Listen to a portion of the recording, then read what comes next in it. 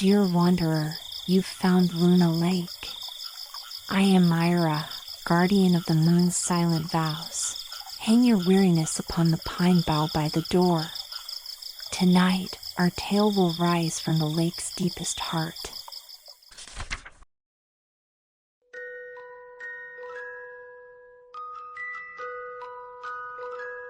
The Snow Queen. First story, which treats of a mirror and of the splinters. Now then, let us begin. When we are at the end of the story, we shall know more than we know now. But to begin. Once upon a time there was a wicked sprite. Indeed, he was the most mischievous of all sprites.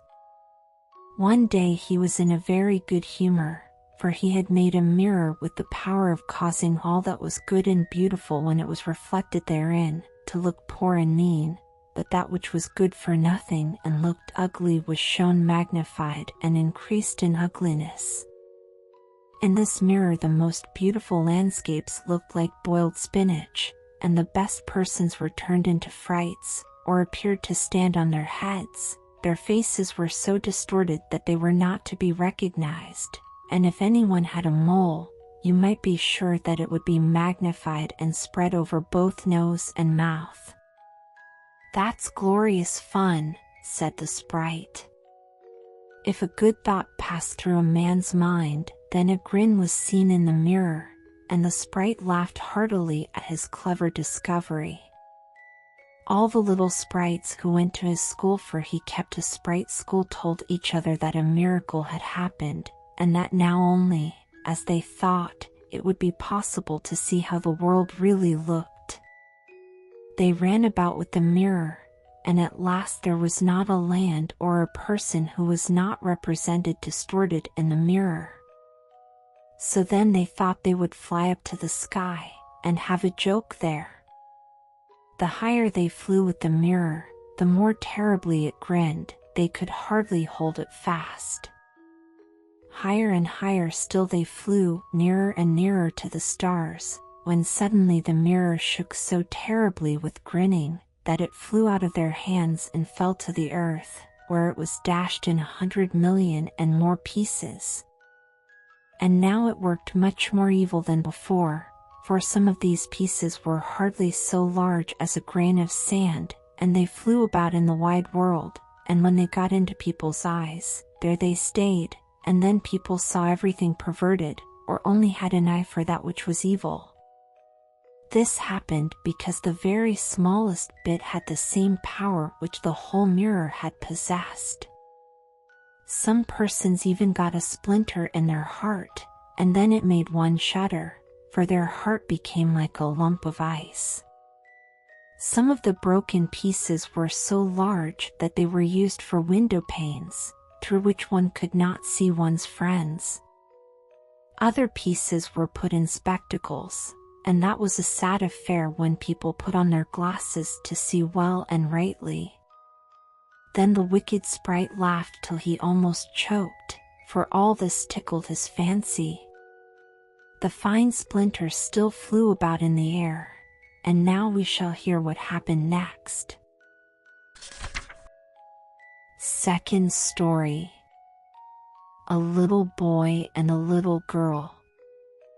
In a large town, where there are so many houses, and so many people, that there is no roof left for everybody to have a little garden, and where, on this account, most persons are obliged to content themselves with flowers and pots, there lived two little children, who had a garden somewhat larger than a flower pot.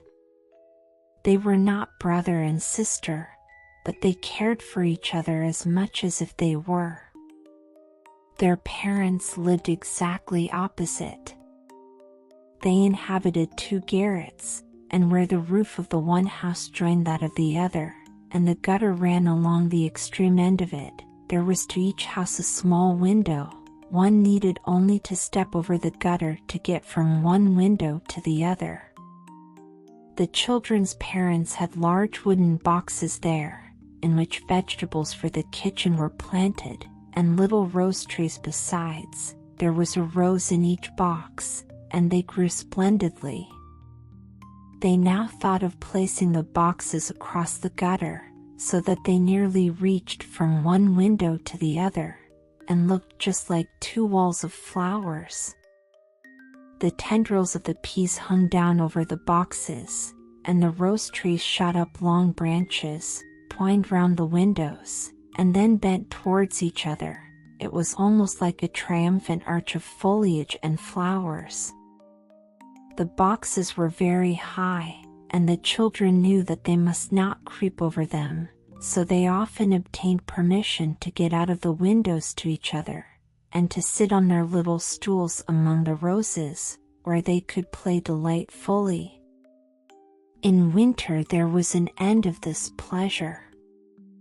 The windows were often frozen over, but then they heated copper farthings on the stove, and laid the hot farthing on the window pane, and then they had a capital peephole, quite nicely rounded, and out of each peeped a gentle friendly eye. It was the little boy and the little girl who were looking out. His name was Kay, hers was Gerda.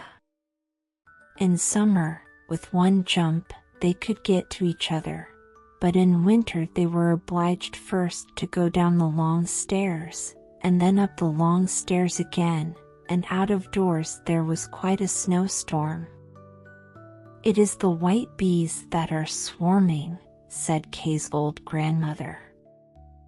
"Do the white bees choose a queen?" asked the little boy, for he knew that the honey bees always have one. "Yes," said the grandmother, "she flies where the swarm hangs in the thickest clusters. She is the largest of all, and she can never remain quietly on the earth, but goes up again into the black clouds. Many a winter's night she flies through the streets of the town, and peeps in at the windows, and they then freeze in so wondrous a manner that they look like flowers." "Yes, I have seen it," said both the children, and so they knew that it was true. "Can the Snow Queen come in?" said the little girl. "Only let her come in," said the little boy. "Then I'd put her on the stove, and she'd melt." And then his grandmother patted his head and told him other stories. In the evening, when little Kay was at home, and half undressed, he climbed up on the chair by the window, and peeped out of the little hole. A few snowflakes were falling, and one, the largest of all, remained lying on the edge of a flower pot. The flake of snow grew larger and larger, and at last it was like a young lady, dressed in the finest white gauze, made of a million little flakes like stars. She was so beautiful and delicate, but she was of ice, of dazzling, sparkling ice, yet she lived, her eyes gazed fixedly, like two stars, but there was neither quiet nor repose in them. She nodded towards the window, and beckoned with her hand. The little boy was frightened, and jumped down from the chair. It seemed to him as if, at the same moment, a large bird flew past the window. The next day it was a sharp frost, and then the spring came, the sun shone, the green leaves appeared, the swallows built their nests, the windows were opened, and the little children again sat in their pretty garden, high up on the leads at the top of the house. That summer the roses flowered in unwonted beauty. The little girl had learned a hymn, in which there was something about roses, and then she thought of her own flowers, and she sang the verse to the little boy, who then sang it with her. "The rose in the valley is blooming so sweet, and angels descend there the children to greet." And the children held each other by the hand, kissed the roses, looked up at the clear sunshine, and spoke as though they really saw angels there. What lovely summer days those were! How delightful to be out in the air, near the fresh rose bushes, that seem as if they would never finish blossoming. Kay and Gerda looked at the picture book full of beasts and of birds, and it was then the clock in the church tower was just striking 5 that Kay said, "Oh, I feel such a sharp pain in my heart, and now something has got into my eye." The little girl put her arms around his neck. He winked his eaves. Now there was nothing to be seen. "I think it is out now," said he, but it was not. It was just one of those pieces of glass from the magic mirror that had got into his eye, and poor Kay had got another piece right in his heart. "It will soon become like ice." It did not hurt any longer, but there it was. "What are you crying for?" asked he. "You look so ugly." "There's nothing the matter with me." "Ah," said he at once, "that rose is cankered. And look, this one is quite crooked. After all, these roses are very ugly. They are just like the box they are planted in." And then he gave the box a good kick with his foot, and pulled both the roses up. "What are you doing?" cried the little girl, and as he perceived her fright, he pulled up another rose, got in at the window, and hastened off from dear little Gerda. Afterwards, when she brought her picture book, he asked, "What horrid beasts have you there?" And if his grandmother told them stories, he always interrupted her. Besides, if he could manage it, he would get behind her, put on her spectacles, and imitate her way of speaking. He copied all her ways, and then everybody laughed at him. He was soon able to imitate the gait and manner of everyone in the street. Everything that was peculiar and displeasing in them that Kay knew how to imitate, and at such times all the people said, "The boy is certainly very clever." But it was the glass he had got in his eye, the glass that was sticking in his heart, which made him tease even little Gerda, whose whole soul was devoted to him. His games now were quite different to what they had formerly been. They were so very knowing. One winter's day, when the flakes of snow were flying about, he spread the skirts of his blue coat, and caught the snow as it fell. "Look through this glass, Gerda," said he. And every flake seemed larger, and appeared like a magnificent flower, or beautiful star. It was splendid to look at. "Look, how clever," said Kay. "That's much more interesting than real flowers. They are as exact as possible. There is not a fault in them, if they did not melt." It was not long after this, that Kay came one day with large gloves on, and his little sledge at his back, and bawled right into Gerda's ears, "I have permission to go out into the square where the others are playing," and off he was in a moment. There, in the marketplace, some of the boldest of the boys used to tie their sledges to the carts as they passed by, and so they were pulled along, and got a good ride. It was so capital.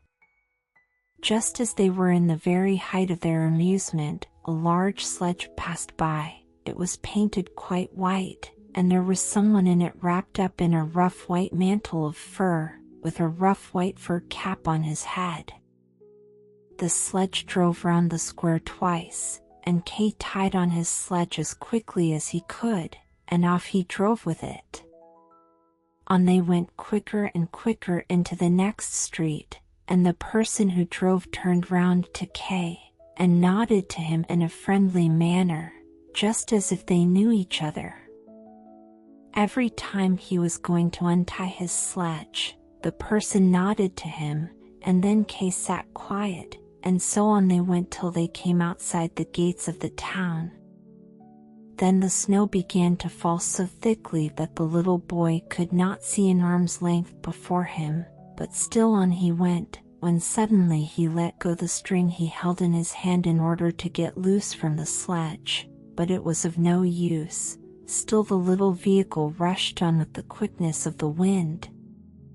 He then cried as loud as he could, but no one beard him. The snow drifted and the sledge flew on, and sometimes it gave a jerk as though they were driving over hedges and ditches.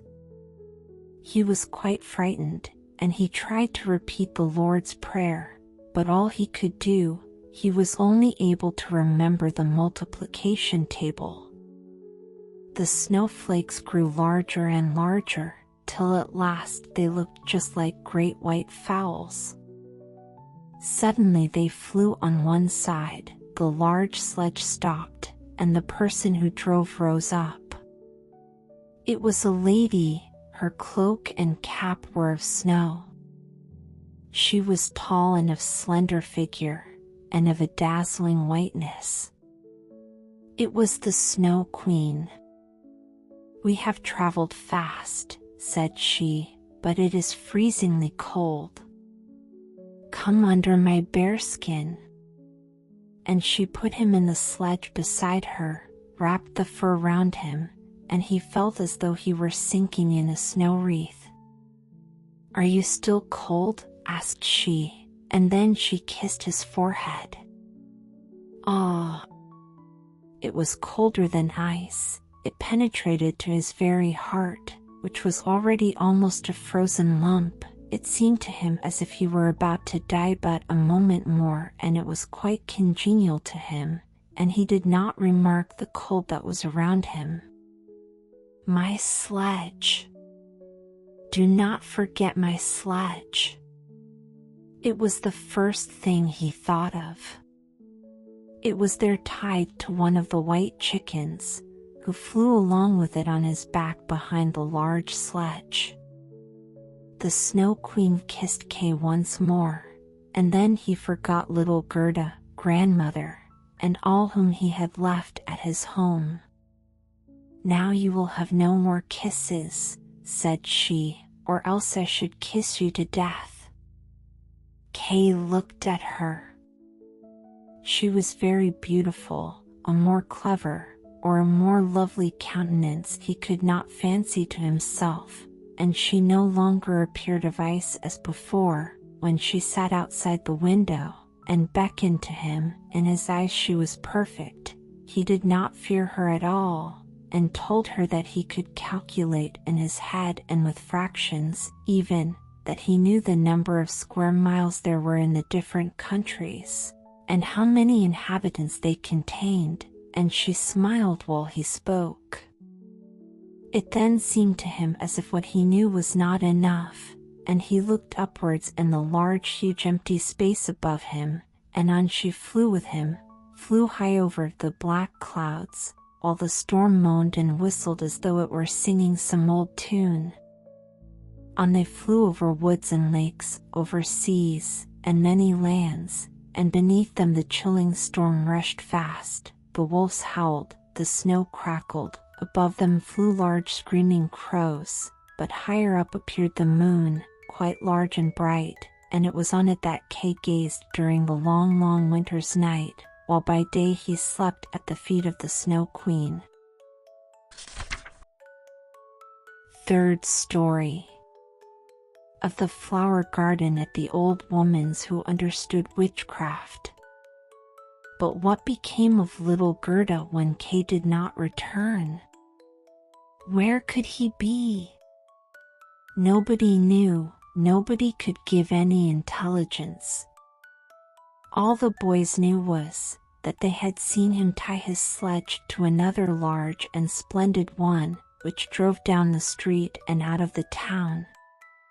Nobody knew where he was. Many sad tears were shed, and little Gerda wept long and bitterly. At last she said he must be dead, that he had been drowned in the river which flowed close to the town. Oh, those were very long and dismal winter evenings. At last spring came, with its warm sunshine. "Kay's dead and gone," said little Gerda. "That I don't believe," said the sunshine. "Kay's dead and gone," said she to the swallows. "That I don't believe," said they, and at last little Gerda did not think so any longer either. "I'll put on my red shoes," said she one morning. "Kay has never seen them, and then I'll go down to the river and ask there." It was quite early. She kissed her old grandmother, who was still asleep, put on her red shoes, and went alone to the river. "Is it true that you have taken my little playfellow? I will make you a present of my red shoes, if you will give him back to me." And, as it seemed to her, the blue waves nodded in a strange manner. Then she took off her red shoes, the most precious thing she possessed, and threw them both into the river. But they fell close to the bank, and the little waves bore them immediately to land. It was as if the stream would not take what was dearest to her, for in reality it had not got little Kay, but Gerda thought that she had not thrown the shoes out far enough, so she clambered into a boat which lay among the rushes, went to the farthest end, and threw out the shoes. But the boat was not fastened, and the motion which she occasioned made it drift from the shore. She observed this, and hastened to get back, but before she could do so, the boat was more than a yard from the land, and was gliding quickly onward. Little Gerda was very frightened, and began to cry, but no one heard her except the sparrows, and they could not carry her to land, but they flew along the bank, and sang as if to comfort her, "Here we are. Here we are." The boat drifted with the stream. Little Gerda sat quite still without shoes, for they were swimming behind the boat, but she could not reach them, because the boat went much faster than they did. The banks on both sides were beautiful, lovely flowers, venerable trees, and slopes with sheep and cows, but not a human being was to be seen. "Perhaps the river will carry me to little Kay," said she, and then she grew less sad. She rose, and looked for many hours at the beautiful green banks. Presently she sailed by a large cherry orchard, where was a little cottage with curious red and blue windows. It was thatched, and before it 2 wooden soldiers stood sentry, and presented arms when anyone went past. Gerda called to them, for she thought they were alive, but they, of course, did not answer. She came close to them, for the stream drifted the boat quite near the land. Gerda called still louder, and an old woman then came out of the cottage, leaning upon a crooked stick. She had a large broad-brimmed hat on, painted with the most splendid flowers. "Poor little child," said the old woman. "How did you get upon the large rapid river, to be driven about so in the wide world?" And then the old woman went into the water, caught hold of the boat with her crooked stick, drew it to the bank, and lifted little Gerda out. And Gerda was so glad to be on dry land again, but she was rather afraid of the strange old woman. "But come and tell me who you are, and how you came here," said she. And Gerda told her all, and the old woman shook her head and said, "Ahem, ahem." And when Gerda had told her everything, and asked her if she had not seen little Kay, the woman answered that he had not passed there, but he no doubt would come, and she told her not to be cast down, but taste her cherries, and look at her flowers, which were finer than any in a picture book, each of which could tell a whole story. She then took Gerda by the hand, led her into the little cottage, and locked the door. The windows were very high up, the glass was red, blue, and green, and the sunlight shone through quite wondrously in all sorts of colors. On the table stood the most exquisite cherries, and Gerda ate as many as she chose, for she had permission to do so. While she was eating, the old woman combed her hair with a golden comb, and her hair curled and shone with a lovely golden color around that sweet little face, which was so round and so like a rose. "I have often longed for such a dear little girl," said the old woman. "Now you shall see how well we agree together." And while she combed little Gerda's hair, the child forgot her foster brother came more and more, for the old woman understood magic, but she was no evil being. She only practiced witchcraft a little for her own private amusement, and now she wanted very much to keep little Gerda. She therefore went out in the garden, stretched out her crooked stick towards the rose bushes, which, beautifully as they were blowing, all sank into the earth and no one could tell where they had stood. The old woman feared that if Gerda should see the roses, she would then think of her own, would remember little Kay, and run away from her. She now led Gerda into the flower garden. Oh, what odor and what loveliness was there! Every flower that one could think of, and of every season, stood there in fullest bloom. No picture book could be gayer or more beautiful. Gerda jumped for joy, and played till the sun set behind the tall cherry tree. She then had a pretty bed, with a red silken coverlet filled with blue violets. She fell asleep, and had as pleasant dreams as ever a queen on her wedding day. The next morning she went to play with the flowers in the warm sunshine, and thus passed away a day. Gerda knew every flower, and, numerous as they were, it still seemed to Gerda that one was wanting, though she did not know which. One day while she was looking at the hat of the old woman painted with flowers, the most beautiful of them all seemed to her to be a rose. The old woman had forgotten to take it from her hat when she made the others vanish in the earth. But so it is when one's thoughts are not collected. "What?" said Gerda. "Are there no roses here?"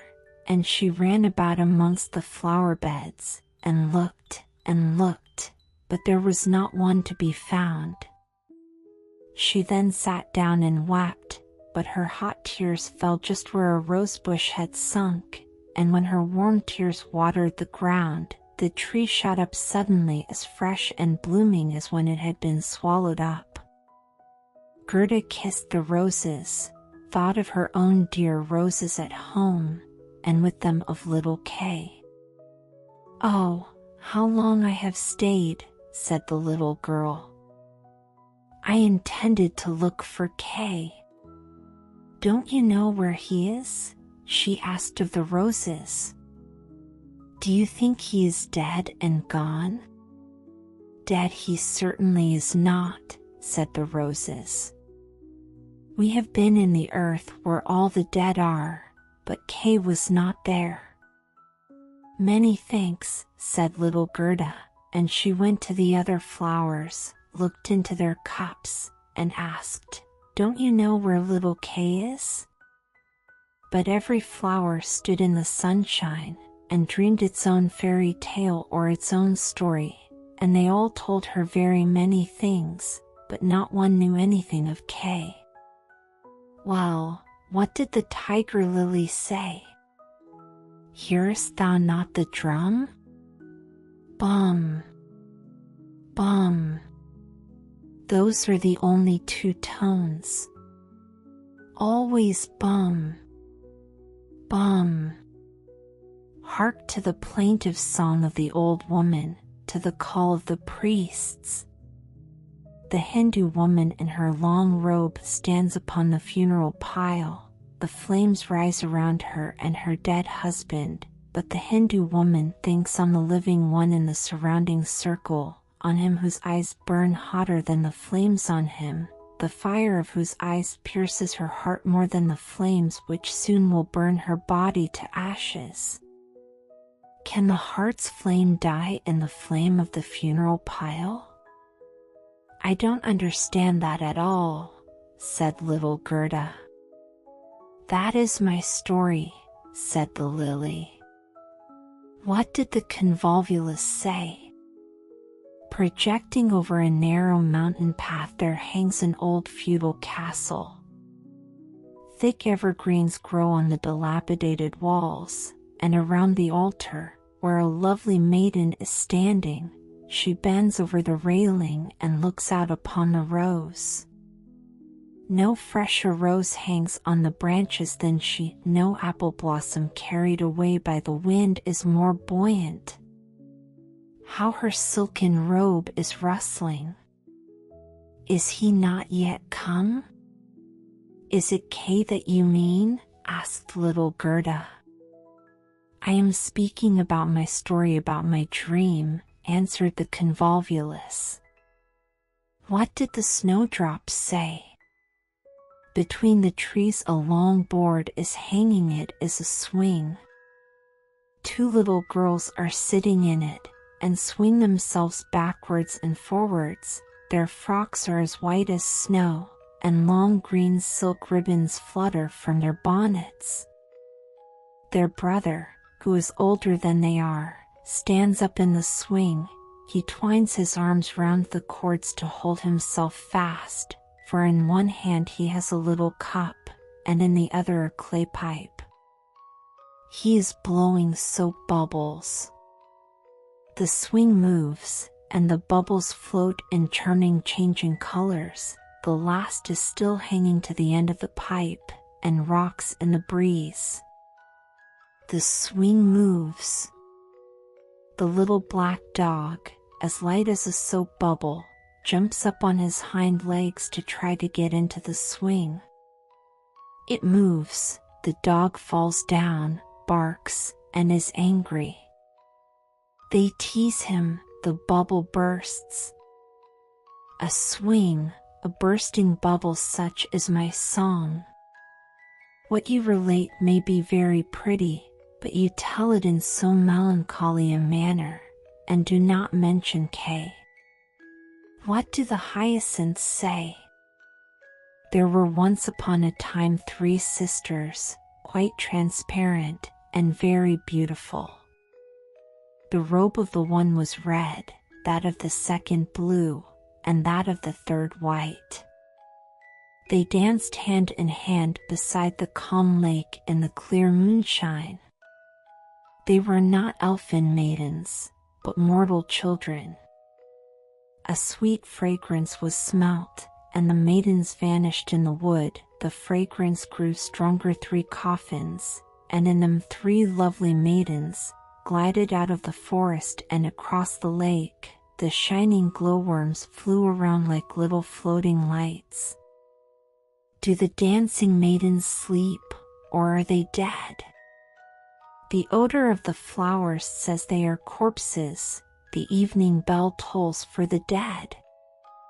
You make me quite sad, said little Gerda. I cannot help thinking of the dead maidens. Oh, is little Kay really dead? The roses have been in the earth, and they say no. Ding, dong, sounded the hyacinth bells. We do not toll for little Kay, we do not know him. That is our way of singing, the only one we have. And Gerda went to the ranunculuses that looked forth from among the shining green leaves. "You are a little bright sun," said Gerda. "Tell me if you know where I can find my playfellow." And the ranunculus shone brightly and looked again at Gerda. What song could the ranunculus sing? It was one that said nothing about K either. In a small court the bright sun was shining in the first days of spring. The beams glided down the white walls of a neighbor's house, and close by the fresh yellow flowers were growing, shining like gold in the warm sun rays. An old grandmother was sitting in the air, her granddaughter, the poor and lovely servant, just come for a short visit. She knows her grandmother. There was gold, pure virgin gold in that blessed kiss. "There, that is my little story," said the ranunculus. "My poor old grandmother," sighed Gerda. "Yes, she is longing for me, no doubt. She is sorrowing for me, as she did for little K. But I will soon come home, and then I will bring K with me. It is of no use asking the flowers, they only know their own old rhymes, and can tell me nothing." And she tucked up her frock to enable her to run quicker, but the narcissus gave her a knock on the leg, just as she was going to jump over it. So she stood still, looked at the long yellow flower, and asked, "You perhaps know something?" And she bent down to the narcissus. And what did it say? "I can see myself, I can see myself, oh, how odorous I am. Up in the little garret there stands, half-dressed, a little dancer. She stands now on one leg, now on both. She despises the whole world, yet she lives only in imagination. She pours water out of the teapot over a piece of stuff which she holds in her hand. It is the bodice. Cleanliness is a fine thing. The white dress is hanging on the hook. It was washed in the teapot, and dried on the roof. She puts it on, ties a saffron-colored kerchief round her neck, and then the gown looks whiter. I can see myself, I can see myself." "That's nothing to me," said little Gerda. "That does not concern me." And then off she ran to the further end of the garden. The gate was locked, but she shook the rusted bolt till it was loosened, and the gate opened, and little Gerda ran off barefooted into the wide world. She looked round her thrice, but no one followed her. At last she could run no longer. She sat down on a large stone, and when she looked about her, she saw that the summer had passed. It was late in the autumn, but that one could not remark in the beautiful garden, where there was always sunshine, and where there were flowers the whole year round. "Dear me, how long I have stayed," said Gerda. "Autumn is come. I must not rest any longer." And she got up to go further. Oh, how tender and wearied her little feet were! All around it looked so cold and raw. The long willow leaves were quite yellow, and the fog dripped from them like water. One leaf fell after the other. The sloes only stood full of fruit, which set one's teeth on edge. Oh, how dark and comfortless it was in the dreary world. Fourth story. The Prince and Princess. Gerda was obliged to rest herself again, when, exactly opposite to her, a large raven came hopping over the white snow. He had long been looking at Gerda and shaking his head, and now he said, "Caw, caw. Good day. Good day." He could not say it better, but he felt a sympathy for the little girl, and asked her where she was going all alone. The word alone Gerda understood quite well, and felt how much was expressed by it, so she told the raven her whole history, and asked if he had not seen Kay. The raven nodded very gravely, and said, "It may be, it may be." "What, do you really think so?" cried the little girl, and she nearly squeezed the raven to death, so much did she kiss him. "Gently, gently," said the raven. "I think I know. I think that it may be little Kay.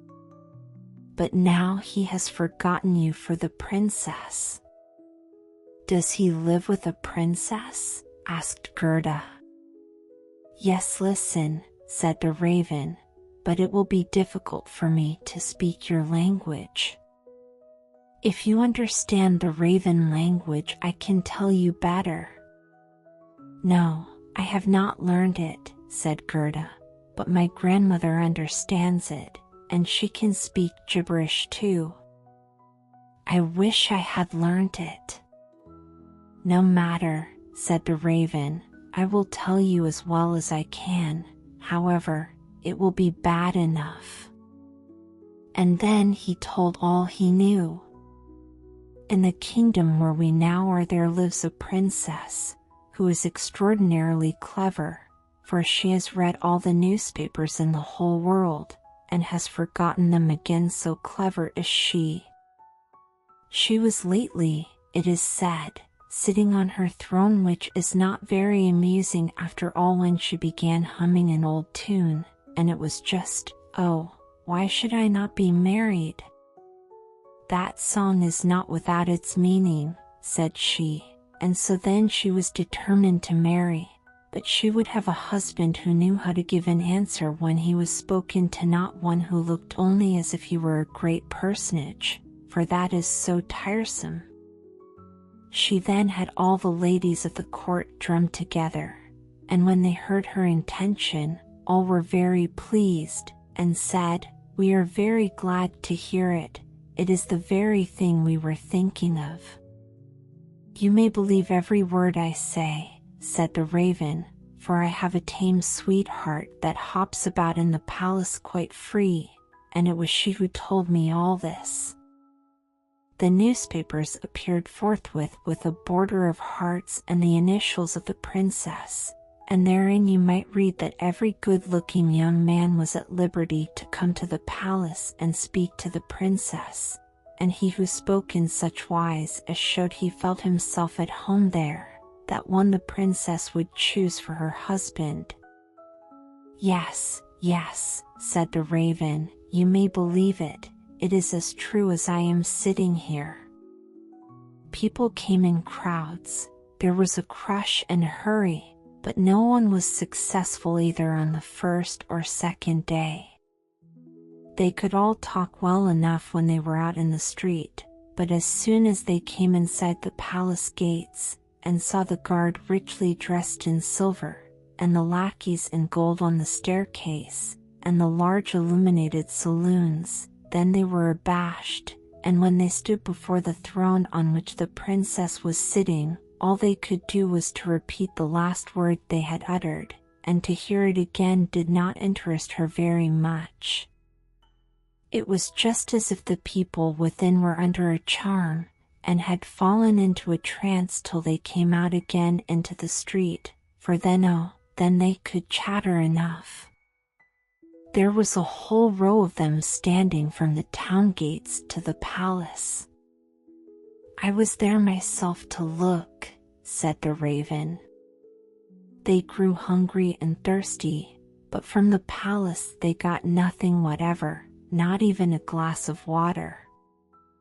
Some of the cleverest, it is true, had taken bread and butter with them, but none shared it with his neighbor, for each thought, 'Let him look hungry, and then the princess won't have him.'"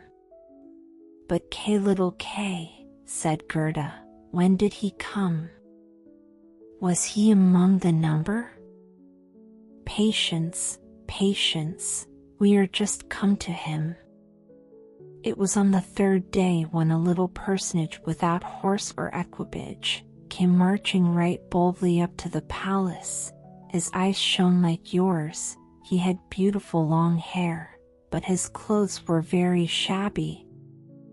That was Kay, cried Gerda, with a voice of delight.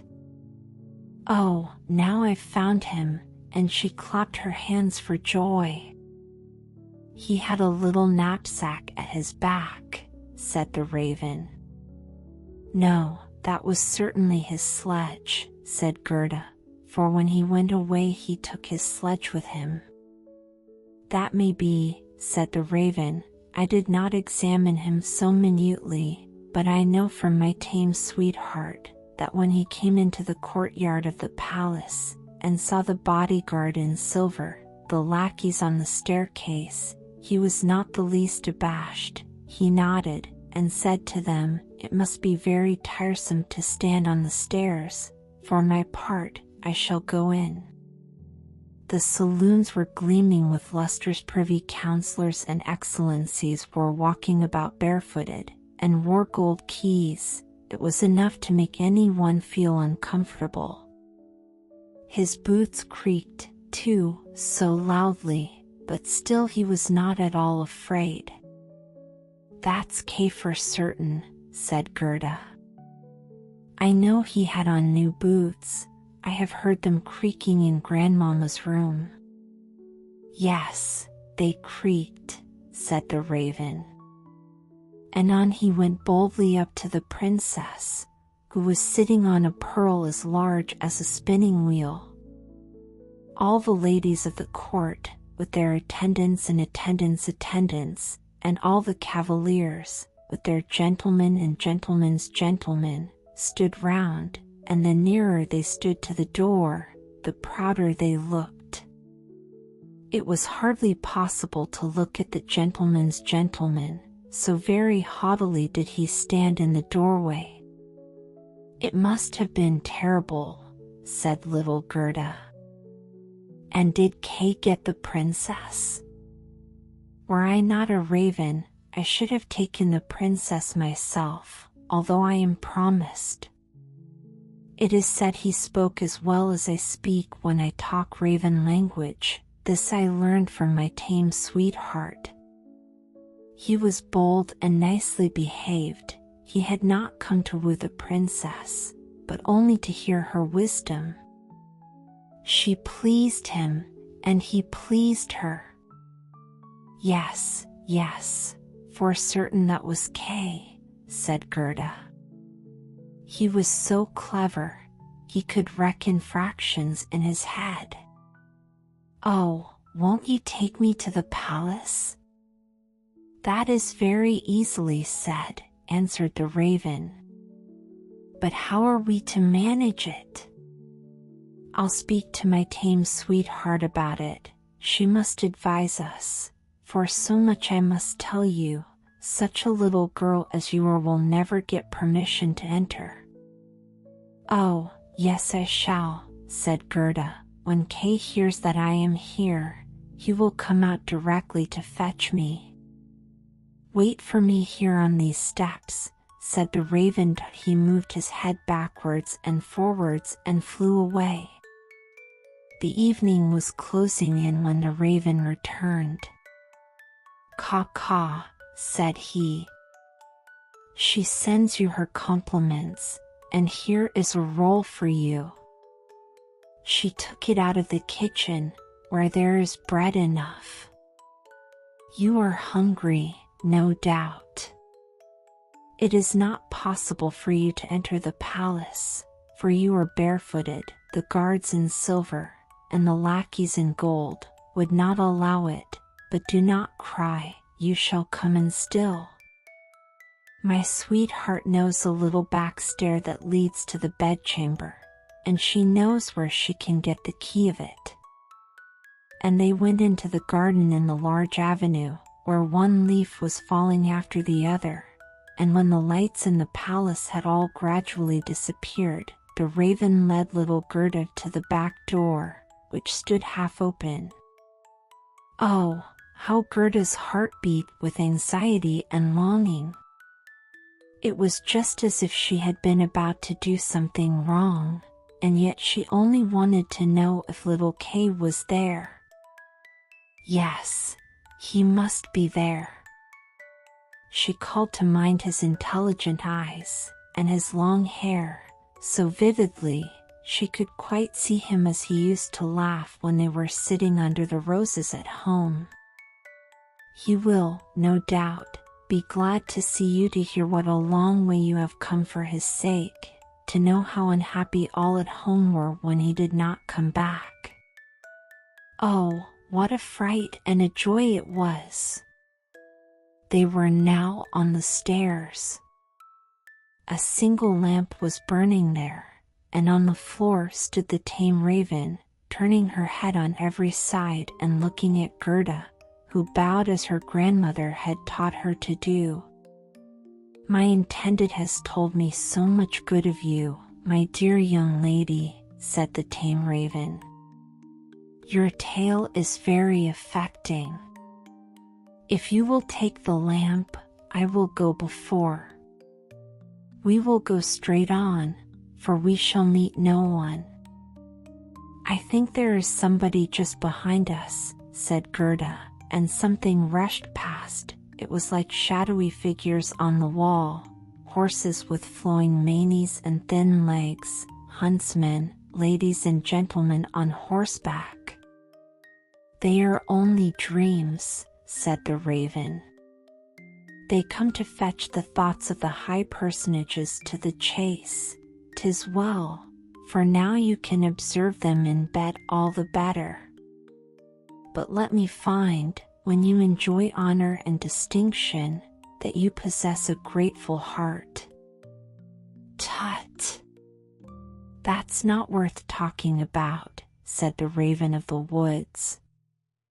They now entered the first saloon, which was of rose-colored satin, with artificial flowers on the wall. Here the dreams were rushing past, but they hastened by so quickly that Gerda could not see the high personages. One hall was more magnificent than the other, one might indeed well be abashed, and at last they came into the bedchamber. The ceiling of the room resembled a large palm tree with leaves of glass, of costly glass, and in the middle, from a thick golden stem, hung two beds, each of which resembled a lily. One was white, and in this lay the princess, the other was red, and it was here that Gerda was to look for little Kay. She bent back one of the red leaves, and saw a brown neck. Oh, that was Kay. She called him quite loud by name, held the lamp towards him. The dreams rushed back again into the chamber. He awoke, turned his head, and it was not little Kay. The prince was only like him about the neck, but he was young and handsome. And out of the white lily leaves the princess peeped, too, and asked what was the matter. Then little Gerda cried, and told her her whole history, and all that the ravens had done for her. Poor little thing, said the prince and the princess. They praised the ravens very much, and told them they were not at all angry with them, but they were not to do so again. However, they should have a reward. Will you fly about here at liberty? Asked the princess, or would you like to have a fixed appointment as court ravens, with all the broken bits from the kitchen? And both the ravens nodded, and begged for a fixed appointment, for they thought of their old age, and said, "It is a good thing to have a provision for our old days." And the prince got up and let Gerda sleep in his bed, and more than this he could not do. She folded her little hands and thought, how good men and animals are, and she then fell asleep and slept soundly. All the dreams flew in again, and they now looked like the angels. They drew a little sledge, in which little Case sat and nodded his head, but the whole was only a dream, and therefore it all vanished as soon as she awoke. The next day she was dressed from head to foot in silk and velvet.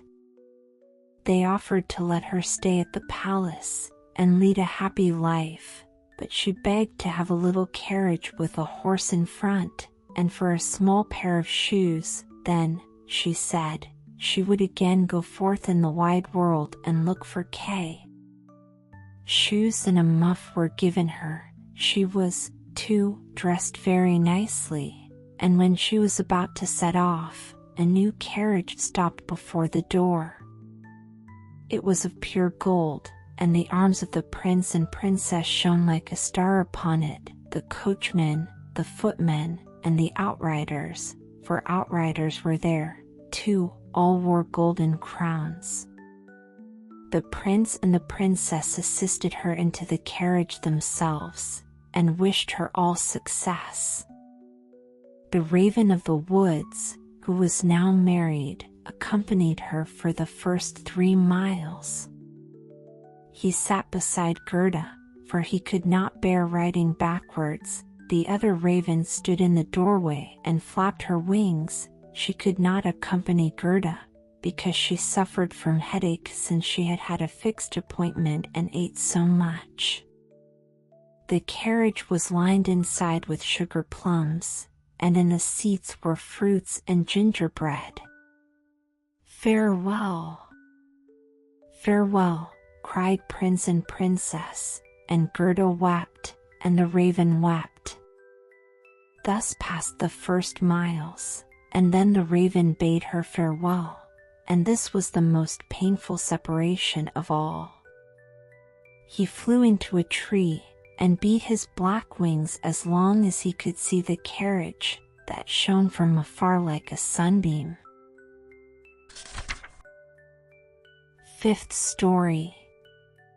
The Little Robber Maiden.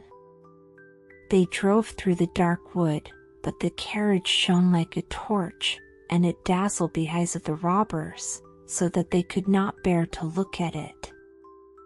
"'Tis gold! 'Tis gold!" they cried, and they rushed forward, seized the horses, knocked down the little postilion, the coachman, and the servants, and pulled little Gerda out of the carriage. "How plump, how beautiful she is! She must have been fed on nut kernels," said the old female robber, who had a long, scrubby beard, and bushy eyebrows that hung down over her eyes. "She is as good as a fatted lamb. How nice she will be!" And then she drew out a knife, the blade of which shone so that it was quite dreadful to behold. "Oh!" cried the woman at the same moment. She had been bitten in the ear by her own little daughter, who hung at her back, and who was so wild and unmanageable that it was quite amusing to see her.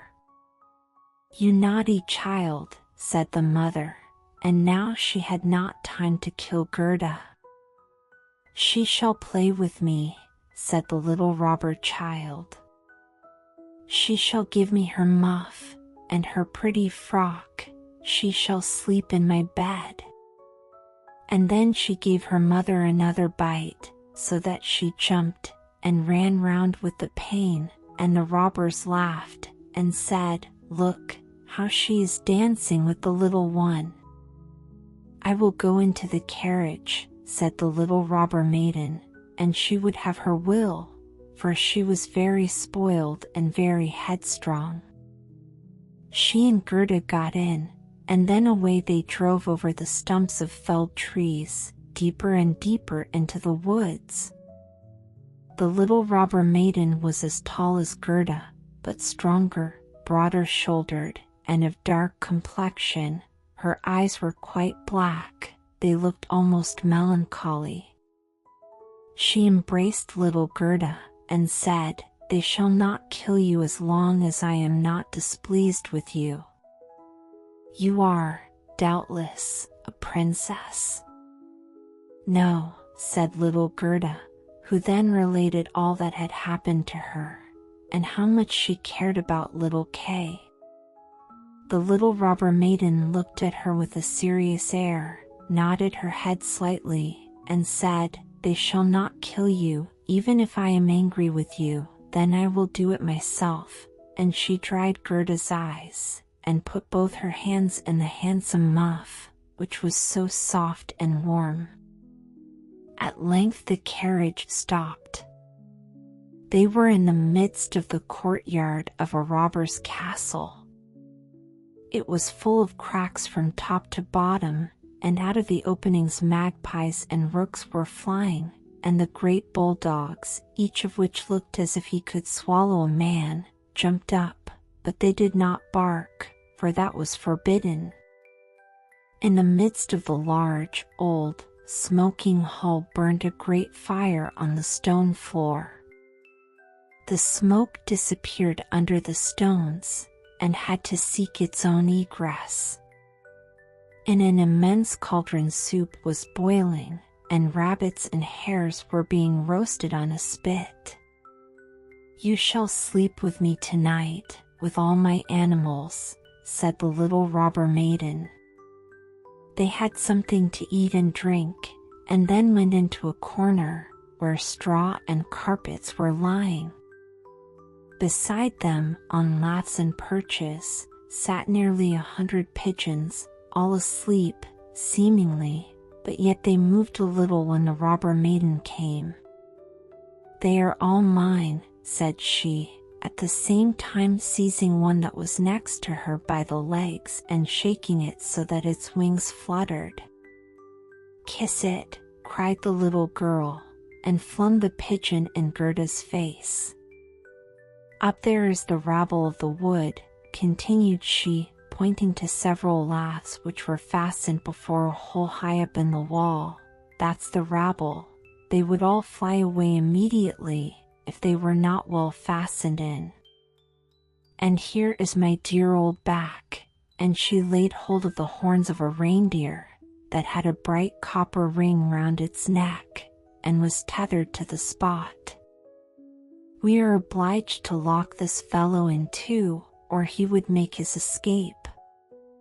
Every evening I tickle his neck with my sharp knife. He is so frightened at it," and the little girl drew forth a long knife, from a crack in the wall, and let it glide over the reindeer's neck. The poor animal kicked, the girl laughed, and pulled Gerda into bed with her. "Do you intend to keep your knife while you sleep?" asked Gerda, looking at it rather fearfully. "I always sleep with the knife," said the little robber maiden. "There is no knowing what may happen. But tell me now, once more, all about little Kay, and why you have started off in the wide world alone." And Gerda related all, from the very beginning. The wood pigeons cooed above in their cage, and the others slept. The little robber maiden wound her arm round Gerda's neck, held the knife in the other hand, and snored so loud that everybody could hear her. But Gerda could not close her eyes, for she did not know whether she was to live or die. The robbers sat round the fire, sang and drank, and the old female robber jumped about so, that it was quite dreadful for Gerda to see her. Then the wood pigeons said, "Coo! Cool, we have seen little Kay. A white hen carries his sledge. He himself sat in the carriage of the Snow Queen, who passed here, down just over the wood, as we lay in our nest. She blew upon us young ones, and all died except we two. Coo! Coo! What is that you say up there?" cried little Gerda. "Where did the Snow Queen go to? Do you know anything about it?" She is no doubt gone to Lapland, for there is always snow and ice there. Only ask the reindeer, who is tethered there. Ice and snow is there. There it is, glorious and beautiful, said the reindeer. One can spring about in the large shining valleys. The Snow Queen has her summer tent there, but her fixed abode is high up towards the North Pole, on the island called Spitzbergen. Oh, Kay. Poor little Kay, sighed Gerda. Do you choose to be quiet? Said the robber maiden. If you don't, I shall make you. In the morning Gerda told her all that the wood pigeons had said, and the little maiden looked very serious, but she nodded her head, and said, That's no matter, that's no matter.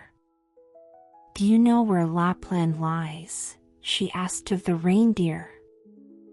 Who should know better than I? Said the animal, and his eyes rolled in his head. I was born and bred there I leapt about on the fields of snow. Listen, said the robber maiden to Gerda. You see that the men are gone, but my mother is still here, and will remain. However, towards morning she takes a draught out of a large flask, and then she sleeps a little, then I will do something for you. She now jumped out of bed, flew to her mother, with her arms round her neck, and pulling her by the beard, said, Good morrow, my own sweet nanny goat of a mother. And her mother took hold of her nose, and pinched it till it was red and blue, but this was all done out of pure love. When the mother had taken a sup at her flask, and was having a nap, the little robber maiden went to the reindeer, and said, I should very much like to give you still many a tickling with the sharp knife, for then you are so amusing. However, I will untether you, and help you out, so that you may go back to Lapland. But you must make good use of your legs, and take this little girl for me to the palace of the Snow Queen, where her playfellow is. You have heard, I suppose, all she said, for she spoke loud enough, and you were listening. The reindeer gave a bound for joy. The robber maiden lifted up little Gerda, and took the precaution to bind her fast on the reindeer's back. She even gave her a small cushion to sit on. Here are your worsted leggins, for it will be cold, but the muff I shall keep for myself, for it is so very pretty. But I do not wish you to be cold. Here is a pair of lined gloves of my mother's, they just reach up to your elbow. On with them. Now you look about the hands just like my ugly old mother. And Gerda wept for joy.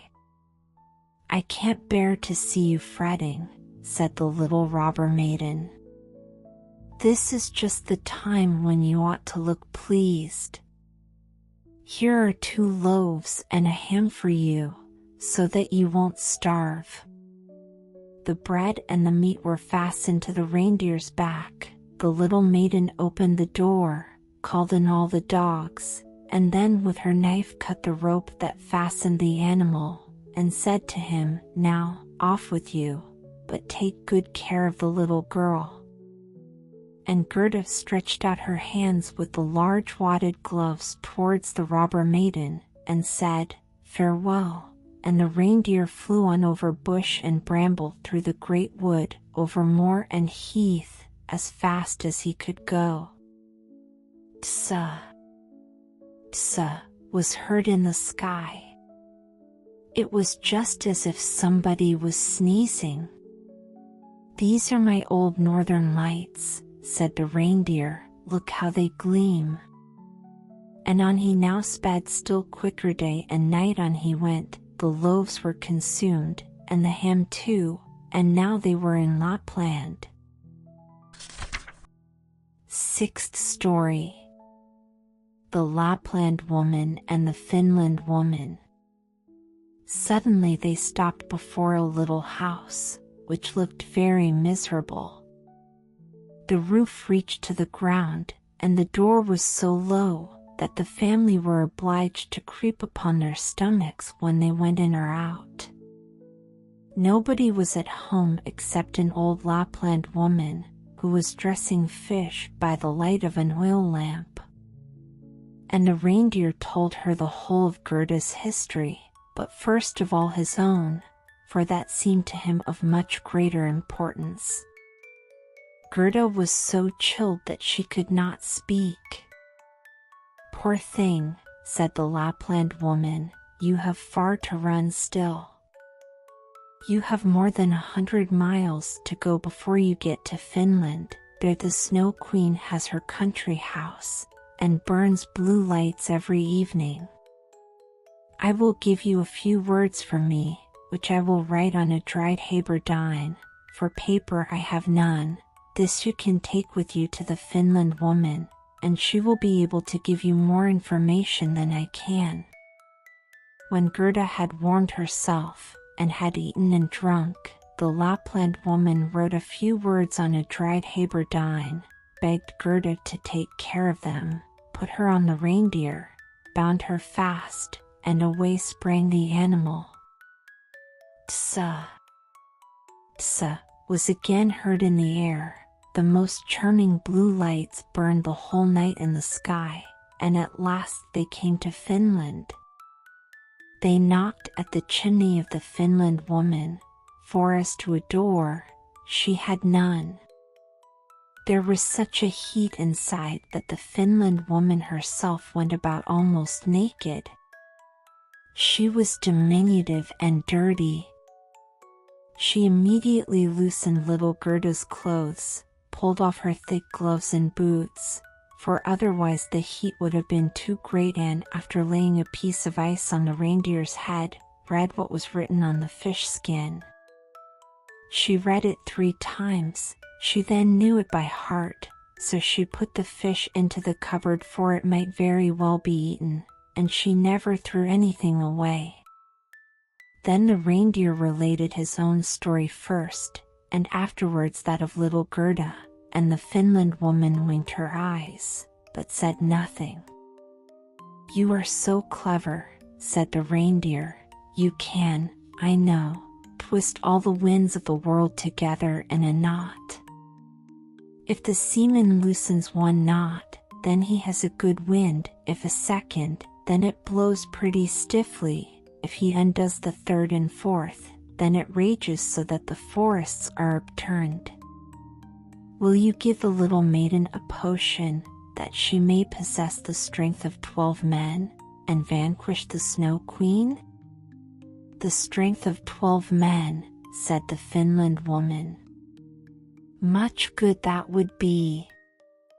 Then she went to a cupboard, and drew out a large skin rolled up. When she had unrolled it, strange characters were to be seen written thereon, and the Finland woman read at such a rate that the perspiration trickled down her forehead. But the reindeer begged so hard for little Gerda, and Gerda looked so imploringly with tearful eyes at the Finland woman, that she winked, and drew the reindeer aside into a corner, where they whispered together, while the animal got some fresh ice put on his head. "'Tis true little Kate is at the Snow Queen's, and finds everything there quite to his taste, and he thinks it the very best place in the world, but the reason of that is, he has a splinter of glass in his eye, and in his heart. These must be got out first, otherwise he will never go back to mankind, and the Snow Queen will retain her power over him. But can you give little Gerda nothing to take which will endue her with power over the whole?" "I can give her no more power than what she has already. Don't you see how great it is? Don't you see how men and animals are forced to serve her? how well she gets through the world barefooted. She must not hear of her power from us. That power lies in her heart, because she is a sweet and innocent child. If she cannot get to the Snow Queen by herself, and rid little Kay of the glass, we cannot help her. 2 miles hence the garden of the Snow Queen begins. Thither you may carry the little girl. Set her down by the large bush with red berries, standing in the snow. Don't stay talking, but hasten back as fast as possible. And now the Finland woman placed little Gerda on the reindeer's back, and off he ran with all imaginable speed. Oh, I have not got my boots. I have not brought my gloves, cried little Gerda. She remarked she was without them from the cutting frost, but the reindeer dared not stand still. On he ran till he came to the great bush with the red berries, and there he set Gerda down, kissed her mouth, while large bright tears flowed from the animal's eyes, and then back he went as fast as possible. There stood poor Gerda now, without shoes or gloves, in the very middle of dreadful icy Finland. She ran on as fast as she could. There then came a whole regiment of snowflakes, but they did not fall from above, and they were quite bright and shining from the aurora borealis.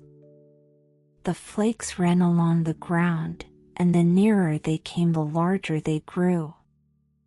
Gerda well remembered how large and strange the snowflakes appeared when she once saw them through a magnifying glass, but now they were large and terrific in another manner. They were all alive. They were the outposts of the Snow Queen. They had the most wondrous shapes. Some looked like large ugly porcupines, others like snakes knotted together, with their heads sticking out, and others, again, like small fat bears, with the hair standing on end. All were of dazzling whiteness, all were living snowflakes. Little Gerda repeated the Lord's Prayer. The cold was so intense that she could see her own breath, which came like smoke out of her mouth. It grew thicker and thicker, and took the form of little angels, that grew more and more when they touched the earth. All had helms on their heads, and lances and shields in their hands. They increased in numbers, and when Gerda had finished the Lord's Prayer, she was surrounded by a whole legion. They thrust at the horrid snowflakes with their spears, so that they flew into 1,000 pieces, and little Gerda walked on bravely and in security. The angels patted her hands and feet, and then she felt the cold less, and went on quickly towards the palace of the Snow Queen. But now we shall see how Kay fared.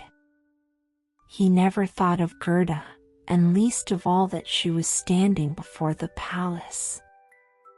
7th story. What took place in the palace of the Snow Queen, and what happened afterward. The walls of the palace were of driving snow, and the windows and doors of cutting winds. There were more than 100 halls there, according as the snow was driven by the winds.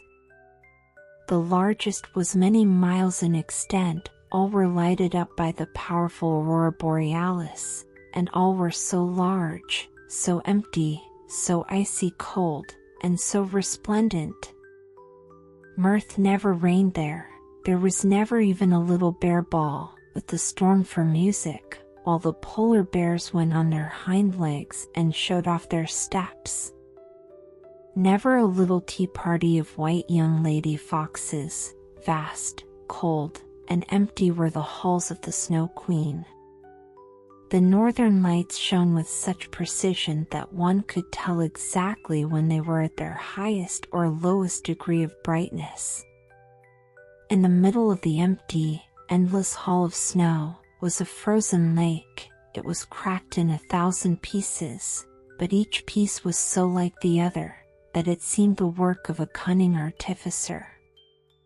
In the middle of this lake sat the Snow Queen when she was at home, and then she said she was sitting in the mirror of understanding, and that this was the only one and the best thing in the world. Little Kay was quite blue, yes, nearly black with cold, but he did not observe it, for she had kissed away all feeling of cold from his body, and his heart was a lump of ice. He was dragging along some pointed flat pieces of ice, which he laid together in all possible ways, for he wanted to make something with them, just as we have little flat pieces of wood to make geometrical figures with, called the Chinese puzzle. Kay made all sorts of figures, the most complicated, for it was an ice puzzle for the understanding. In his eyes the figures were extraordinarily beautiful, and of the utmost importance, for the bit of glass which was in his eye caused this. He found whole figures which represented a written word, but he never could manage to represent just the word he wanted. That word was eternity, and the Snow Queen had said, "If you can discover that figure, you shall be your own master, and I will make you a present of the whole world and a pair of new skates." But he could not find it out. "I'm going now to warm lands," said the Snow Queen. "I must have a look down into the black cauldrons." It was the volcanoes Vesuvius and Etna that she meant. "I will just give them a coating of white, for that is as it ought to be. Besides, it is good for the oranges and the grapes." And then away she flew, and Kay sat quite alone in the empty halls of ice that were miles long, and looked at the blocks of ice, and thought till his skull was almost cracked.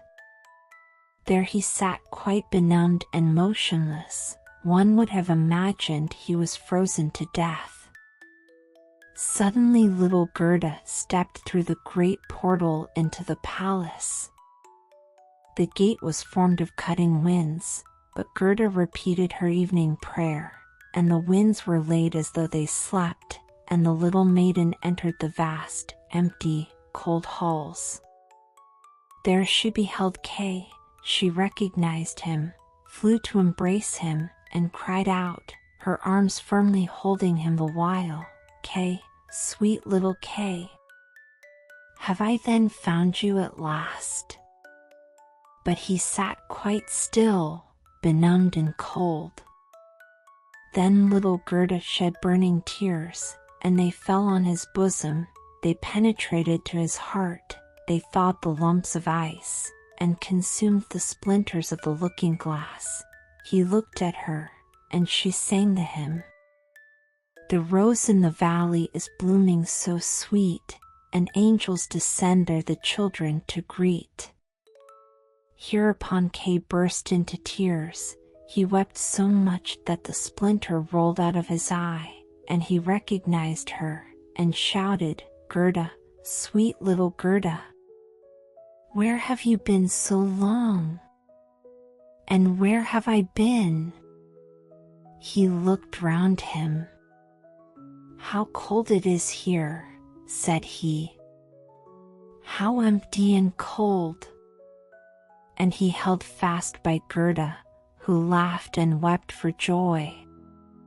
It was so beautiful that even the blocks of ice danced about for joy, and when they were tired and laid themselves down, they formed exactly the letters which the Snow Queen had told him to find out. So now he was his own master, and he would have the whole world and a pair of new skates into the bargain. Gerda kissed his cheeks, and they grew quite blooming. She kissed his eyes, and they shone like her own. She kissed his hands and feet, and he was again well and merry. The Snow Queen might come back as soon as she liked.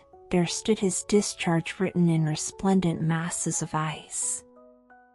They took each other by the hand, and wandered forth out of the large hall.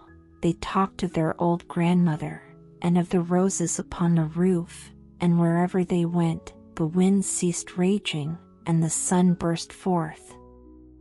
And when they reached the bush with the red berries, they found the reindeer waiting for them. He had brought another, a young one, with him, whose udder was filled with milk, which he gave to the little ones, and kissed their lips.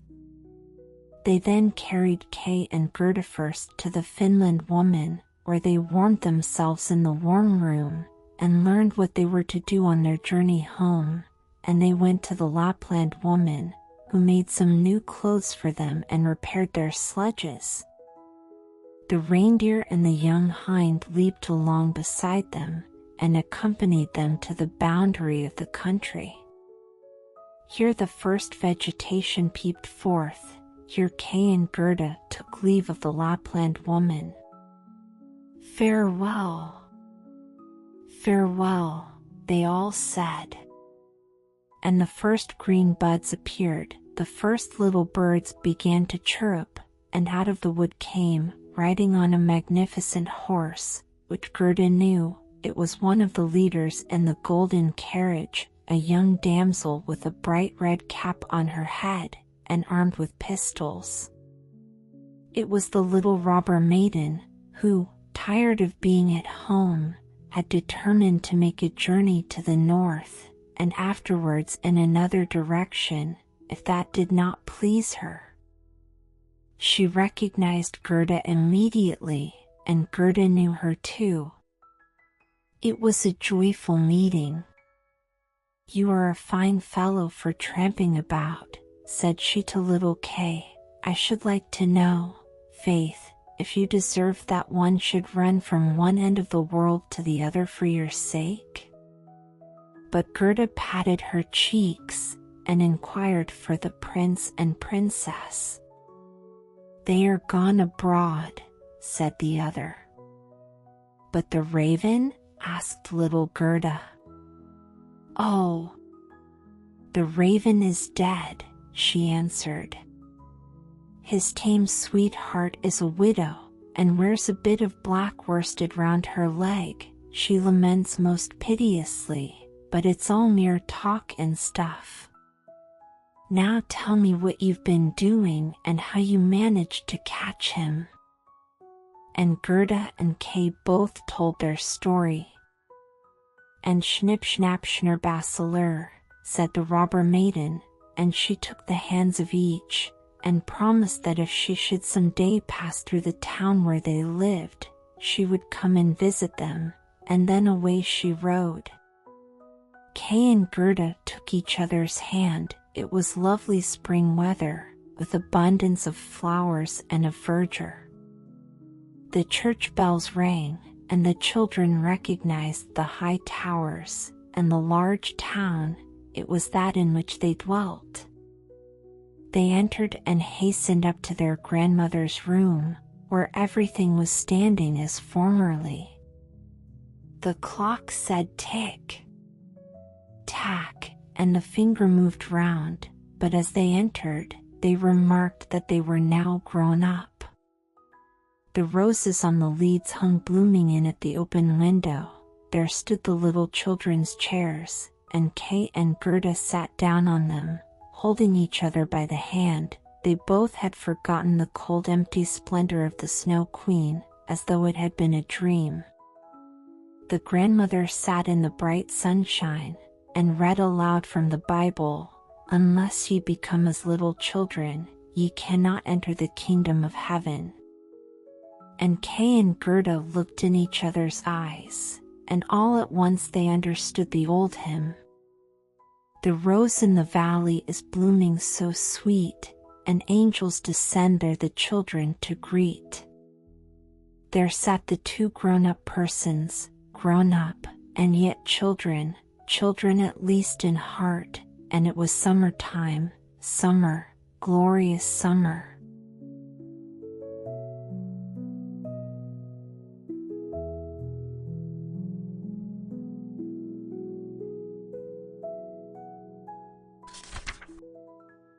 Dear voyagers of the ear, our tale-filled journey has gently unfurled its final chapter. Now, let your body soften into cloud-like mattresses, allow your breath to drift weightlessly into pillows as we set sail upon a thoughtless odyssey of sonic waves. Next, flowing into your senses is brainwave lullaby music. When harmonies bloom, imagine yourself descending into a velvety ocean of starlit skies, each note a sculpted whisper of melatonin. Good night. May you gather 1,000 glowing dream fireflies within the shimmering nets of pi wave frequencies.